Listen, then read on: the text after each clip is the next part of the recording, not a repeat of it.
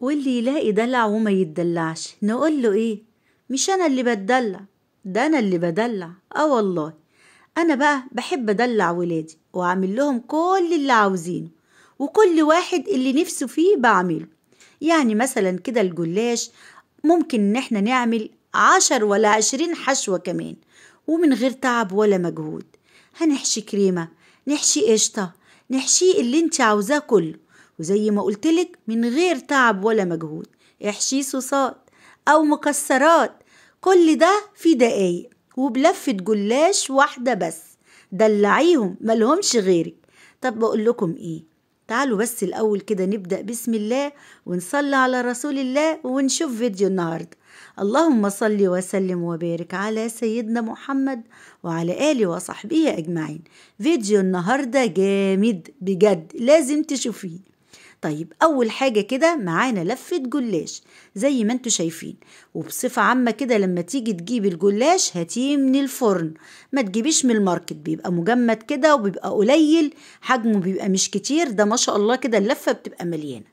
تمام. طيب هنعمل كل اللي احنا عملناه ده وفي دقايق. هتجيبي لفة الجلاش كده افرديها وبعدين اعمليها رول زي ما انت شايفة كده، وابتدي قطعيها بأحجام متساوية اهو.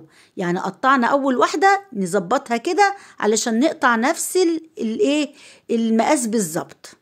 اظن كده مفيش اسهل من كده اهو. يعني هتدلعي ولادك، علشان انا سامعه بقى اللي بتقولي يا اختي سيبيني ادلع مين وانا فاضيه وانا عندي وقت. والله ما في اسهل من كده. طب قطعناه زي ما انتوا شايفين كده. خدي كل لفه كده قطعتيها افرديها وقطعيها برضو نفس النظام، حجم كده مربعات، وابتدي خدي كل مجموعه كده طبقيهم. في اسهل من كده؟ طبقيهم على بعض كده زي ما انت شايفه كده اهو، زي المثلث كده. نجيب بقى صينية حاطين فيها سمنة، وناخد كده الجلاش بتاعنا اللي احنا قطعناه مرة واحدة، من غير بقى ما ندهن ورقة ورقة، ومن غير ما نفرد ورقة ورقة ولا وجع القلب ده. ناخد اللفة التانية اهو نفردها، ونبتدي ان احنا نقطعها بالسكينة اهو مربعات. نحاول كده بقدر الامكان بعينك كده، بصي بعينك كده يكون متساوي، يعني بقدر الامكان علشان يبقى شكله حلو. وبناخدهم كده وبنقوم مطبقينهم على بعض زي بصي السمبوكسة كده اهو. تمام. اظن مفيش اسهل من كده. والحشوات دلوقتي هقولك هنعمل ايه.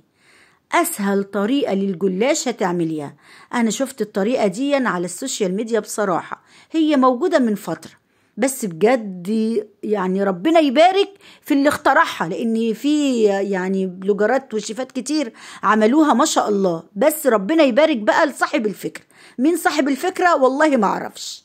تمام. طيب معانا كده نص كوباية سمنة وتكون سخنة، وهنبتدي ان احنا نوزعها على الجلاش. شفتي بقى مفيش اسهل من كده.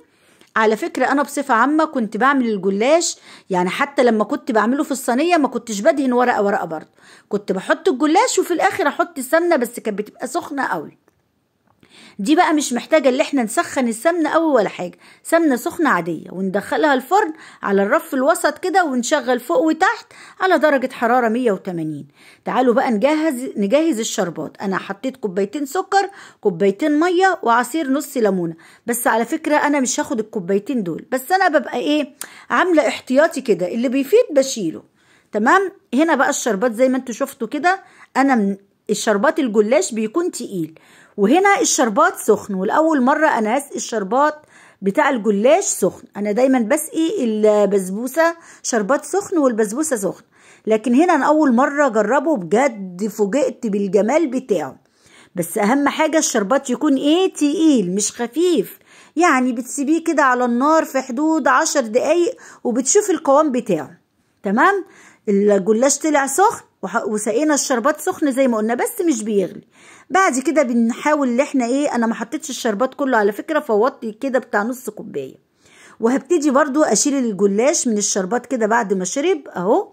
وفي حبة كمان في الصينية، يعني ما سبتهوش يعني يشرب الشربات كله. تمام. وبنبتدي كده نطلعه كده. معاكي جلاش جاهز سادة، تحفة تحفة تحفة.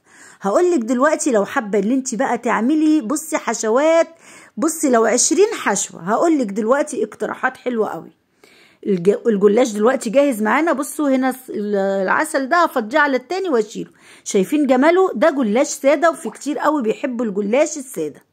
طب تعالوا بقى كده نشوف لو احنا هنحشيه. بس انا عاوزه اوريكي، شايفه الطبقات عامل ازاي؟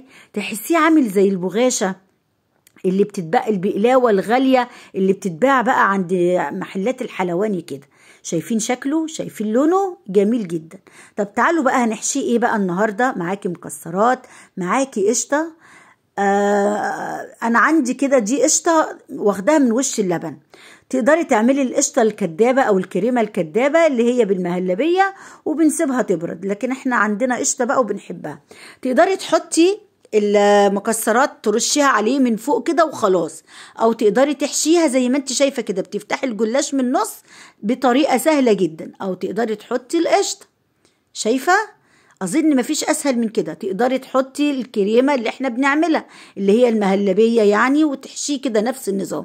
تقدري تحشيه نوتيلا، تقدري تحشيه اي صوص زي صوص البيستاشيو طبعا الترند والكلام من ده، اي صوص في الدنيا انت حباه. تقدري تحشيها ايه كمان؟ تقدري تحمري كنافه، تحطي لها حته سمنه كده وتحطيها تحت الشوايه زي ما بنعملها، وتنزلي عليها بمعلقتين عسل من بتاع الجلاش او عسل ابيض او اي صوص او صوص البيستاشيو وتحشيه بيها. انا بقولك على افكار، وانت بقى اللي انت عاوزاه تعمليه. تقدري تعملي ايه؟ تقدري تجيبي الصوصات كده وتسيحيها النوتيلا وتقومي عاملاها زجزاج كده من فوق على الجلاش وخلاص. شايفه بقى الجمال؟ بصي اعملي اللي انت، كل واحد بقى نفسه في حاجه اعملوها. يعني اقول لك حاجه، انا كانوا دايما ولادي في اللي بيحب بالكريمه وفي اللي بيحب بالمكسرات. انا كنت مره اعمل لهم بالكريمه ومره اعمل لهم صينيه كامله بالمكسرات، كانوا بيزعلوا. انت عملتي ليه كده يا ماما؟ انا هنا بوريكي الصوصات اللي انت ممكن تاخديها وتقومي بمعلقه كده وتحطي عليها زجزاج كده. كانوا بيزعلوا، لكن دلوقتي خلاص اعملي لهم كلهم كل اللي نفسه فيه بجد. عملتي بالقشطه، عملتي بالمكسرات، اعملي ساده كمان، كل اللي هم نفسهم فيه. فرحيهم على رمضان. رمضان كريم، ودايما كده يخليكي ليهم وتعملي لهم كل حاجه. وكل سنه وانتم طيبين، والسلام عليكم.